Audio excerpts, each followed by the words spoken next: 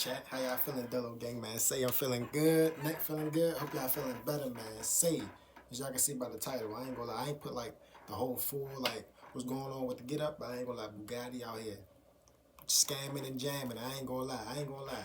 Appreciate y'all for 68 subscribers, man. I don't really say that much, but for real. Appreciate y'all for 68 subscribers.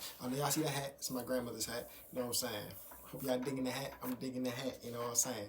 But say, I ain't gonna lie, I was getting into Bugatti, man. Say, if you gonna watch a Matt Armstrong, we gonna watch a whole Matt Armstrong video. I'm gonna cut it up to about like 2 or 3 parts of him rebuilding the car.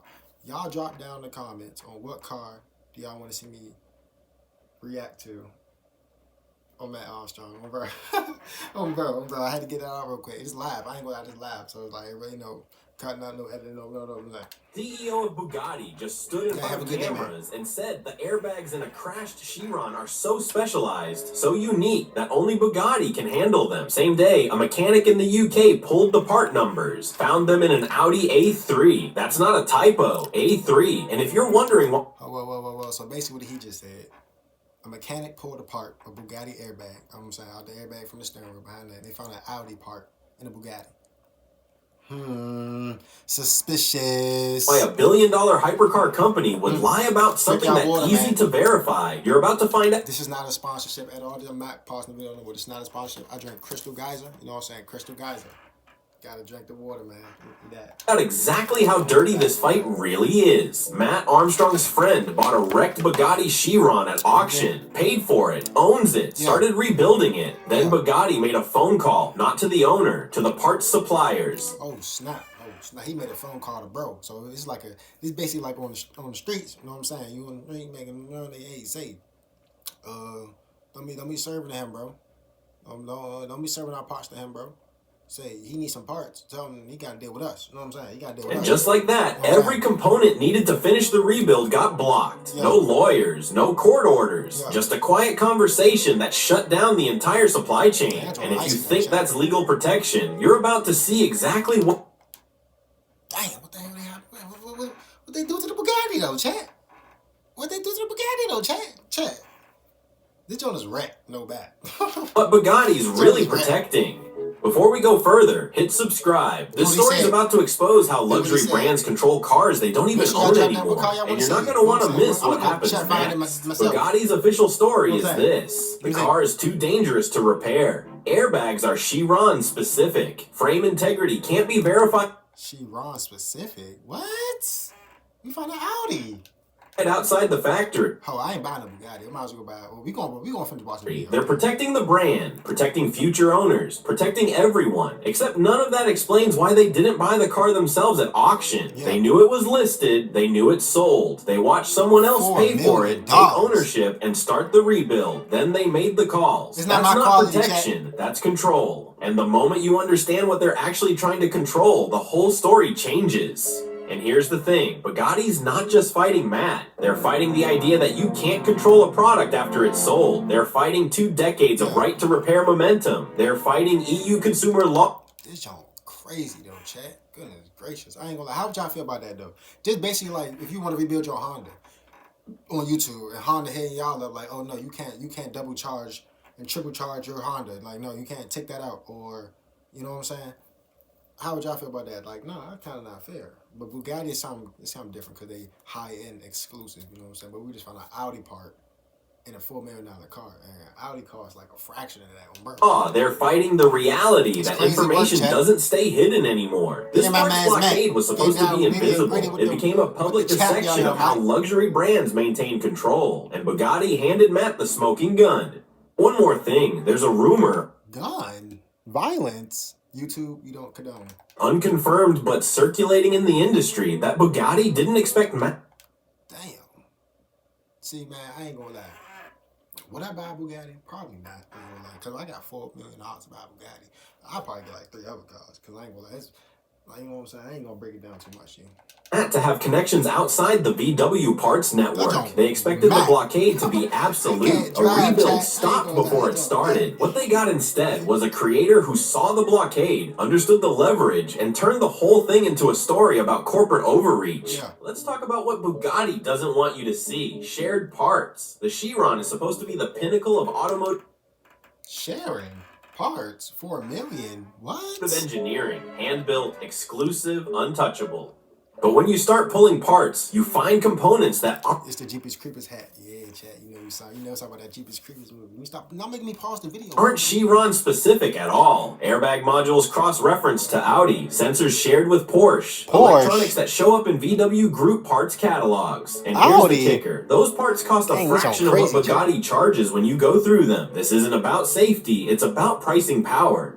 The second Matt puts this car back together on camera and shows the world what's actually inside, Bugatti loses the mystique that justifies the margin. So they was thinking like, okay, you gonna build this car? Go give me an Audi Porsche. Go give me a Toyota part for the intake. We need a Lambo radiator, and we need a Volkswagen freaking brakes. You know, they're never gonna find out, ever. Bugatti didn't need lawyers. They didn't need court orders. They just called their suppliers and said, don't ship. And because Bugatti is part of the VW Group, because they control access to parts pipelines across multiple brands, those suppliers listened. No legal justification required, no paperwork, just leverage. And here's the problem. That kind of power only works if nobody talks about it. The second this becomes public, the second people understand that Bugatti can remotely kill a rebuild on a car they don't own, the whole system gets exposed. And that's exactly what's happening right now. Alex owns the car, legally, completely. Under us and EU law, once you buy something at auction, it's yours. Why do people buy those big dumb trucks, chat? Like, what are they, like, honestly, like, you can't see nothing, right? Like, what is the point of buying those big dumb Tonka trucks, me personally, chat? Like, you're like, how do you get in the car? Like, what, why? Okay, like, just why? You can modify it, you can repair it, you can part it out if you want. The manufacturer has no residual rights unless there's a specific contract in place, and there wasn't one here. So Bugatti's move isn't a legal play, it's a supply chain blockade. They can't stop the rebuild in court, so they're stopping it at the source. No parts, no rebuild. No rebuild, no exposure. And if Matt's friend... Is it really worth $4 million? Like, if it's not like an investment plan, like, is it really worth $4 million? Like, think about it. $4 million? And just quietly walked away. This strategy would have worked perfectly. Lamborghini except Matt didn't walk away. And that's when the story flipped. Matt's got reach. Millions of subscribers. That's what you want. A rebuild channel that's built entirely on transparency. Show the work, show the parts, show the costs. That's the format. And Bugatti just handed him the biggest story of his career. Every video he makes about this, Parts Blockade, is another 1 million views. Another wave of people asking why Bugatti's so scared of a rebuild. It's not my quality. Another data point showing that the unrepairable Chiron uses off-the-shelf components. Bugatti tried to silence him. They amplified him. And now they're stuck because backing down makes them look weak and pushing forward makes them look desperate. Here's the mid-script reality check. If Bugatti actually believed this car was a safety risk, if they genuinely thought it could hurt someone, there's a very simple solution. Offer to buy it back. Pay cost plus...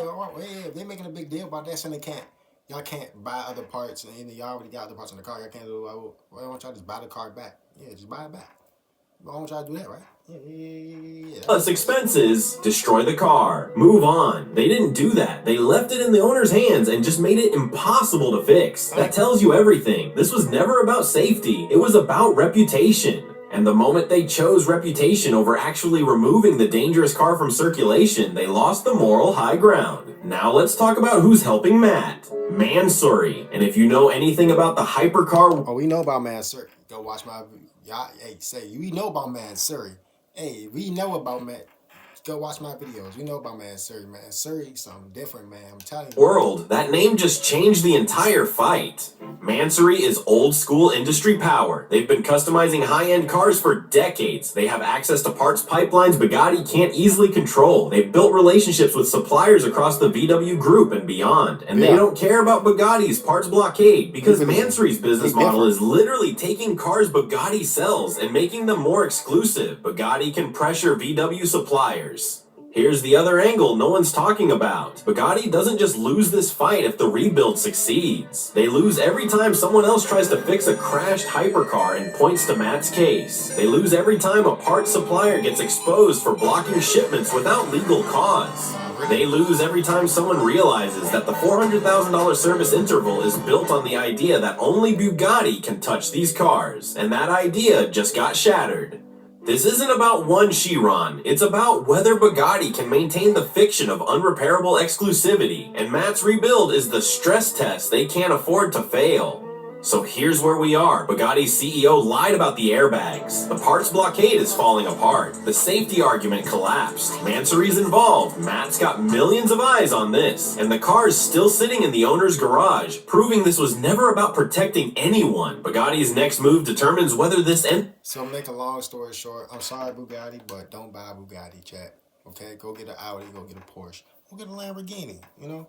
I always prefer Lamborghini over Bugatti any day. You know what I'm saying? Lamborghini, if you ever see this video. Lamborghini. For speed, bulls. I don't know. Quietly or becomes a precedent they can't control. I don't know. But here's what we still don't know. How far is Bugatti willing to go? Because right now they're blocking parts on a car they claim is too dangerous to exist, but they haven't offered to buy it back, haven't destroyed it, haven't done anything except make it harder for the legal owner to repair his own property. And that raises a question they can't answer. If the car's really that dangerous, why is it still out there? Why leave it in private hands if it's a safety risk? Unless the danger was never real. Unless this was always about control. And if that's true, if Bugatti's entire justification just fell apart under the weight of their own contradictions, then this fight is already over. We just don't know it yet. If it's truly a safety risk, private ownership makes no sense. This on fire though. I ain't gonna lie though, chat. Dang, this on fire though. Dang. Like, just look at it.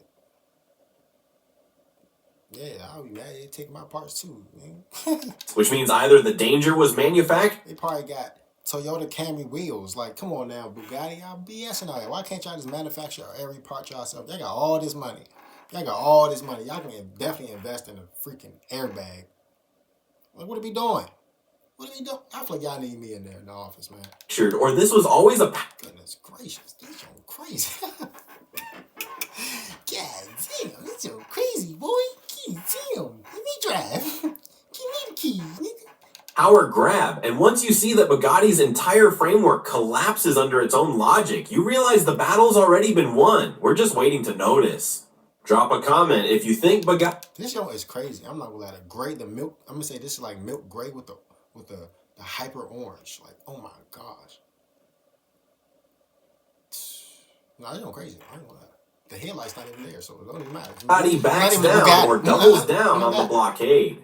Because one way or another, we're about to find out what happens when $1 billion brand picks a fight it can't win. Say, I hope y'all enjoyed that video. Say, I'm about to react to another video. This video about to go up first of the day, first video of the day. Hope y'all enjoy y'all day. Do what y'all got to do. And yeah, man, drink y'all water. Do what y'all got to do. Safety, man.